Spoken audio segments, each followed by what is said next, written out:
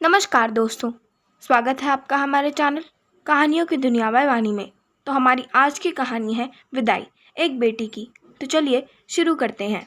शादी के बाद विदाई का समय था। नेहा अपनी माँ से मिलने के बाद अपने पिता से लिपट कर रो रही थी। वहाँ मौजूद सब लोगों की आंखें नम थीं। नेहा ने घूंघट निकाला हुआ था। वह अपनी छोटी बहन के साथ सजाई गई गाड़ी के नजदीक आ गई। दूल्हा अविनाश अपने खास मित्र विकास के साथ बातें कर रहा था। विकास ने कहा, यार अविनाश, सबसे पहले घर पहुंचते ही होटल अमृत बाग चलकर बढ़िया खाना खाएंगे। यहाँ तेरी ससुराल में खाने का मजा नहीं आया। तभी पास में खड़ा अविनाश का छोटा भाई राकेश बोला, हाँ यार, पनीर कुछ ठीक नहीं था और रस मलाई में रस ही नहीं था। और वह ही कर जोर से हंसने लगा। अविनाश भी पीछे नहीं रहा। अरे, हम लोग अमृत बाग चलेंगे, जो खाना है खा लेना। मुझे भी यहाँ खाने में मज़ा नहीं आया, रोटियाँ भी गर्म नहीं थी। अपने पति के मुंह से यह शब्द सुनते ही नेहा, जो घूंघट में गाड़ी में बैठने ही जा रही थी, वापस मुड़ी। गाड़ी के फाटक को जोर से बंद किया, घूंघट हटाकर अपने पापा के पास पहुंची। अपने पापा का हाथ अपने हाथ में लिया। मैं ससुराल नहीं जा रही पिताजी, मुझे यह शादी मंजूर नहीं। यह शब्द उसने इतनी जोर से कहे कि सब लोग हक्के बक्के रह गए। सब नजदीक आ गए। नेहा के ससुराल वालों पर तो जैसे पहाड़ टूट पड़ा। मामला क्या था, यह किसी की समझ में नहीं आ रहा था।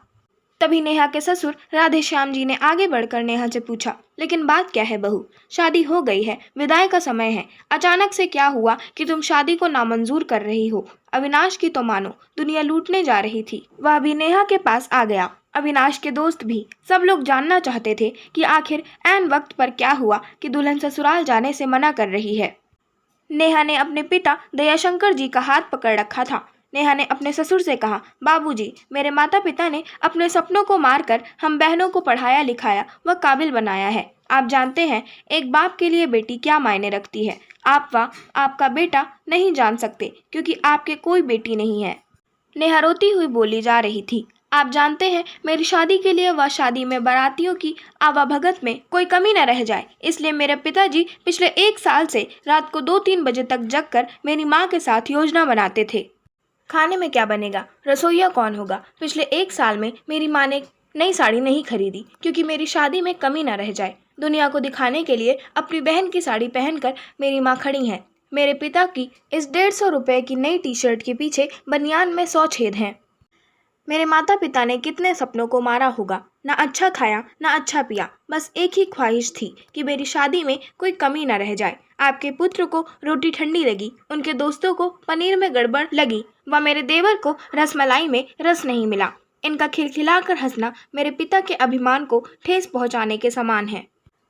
नेहा हाफ रही थी। नेहा के पिता ने रोते हुए कहा, लेकिन बेटी, इतनी छोटी सी बात। नेहा ने उनकी बात बीच में काटी, यह छोटी सी बात नहीं है पिताजी।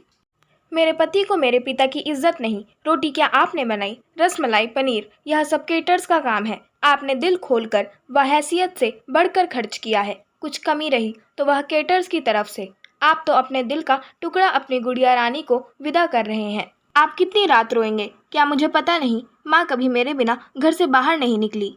कल से वहाँ बाजार अकेली जाएगी, जा पाएगी। जो लोग पत्नी या बहू लेने आए हैं वह खाने में कमियां निकाल रहे। मुझ में कोई कमी आपने नहीं रखी, यह बात इनकी समझ में नहीं आई। दयाशंकर जी ने नेहा के सर पर हाथ फिराया। अरे पगली, बात का बतंगड़ बना रही है। मुझे तुझ पर गर्व है कि तू मेरी बेटी है, लेकिन बेटा, इन्हें माफ़ कर दे।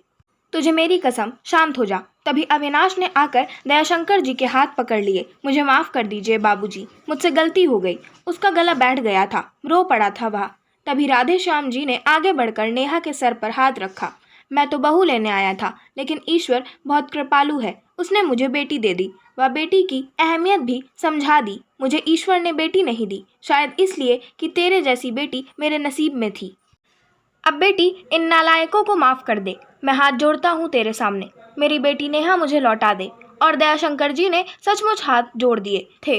वह नेहा के सामने सर झुका दिया। नेहा ने अपने ससुर के हाथ पकड़ लिए। बाबूजी, राधे श्याम जी ने कहा। बाबूजी नहीं, पिताजी। नेहा भी भावुक होकर राधे श्याम जी से लिपट गई थी। दयाशंकर जी ऐसी बेटी पाकर गौरव की अनुभूति कर रहे थे। नेहा अब राजी खुशी अपने ससुराल रवाना हो गई थी।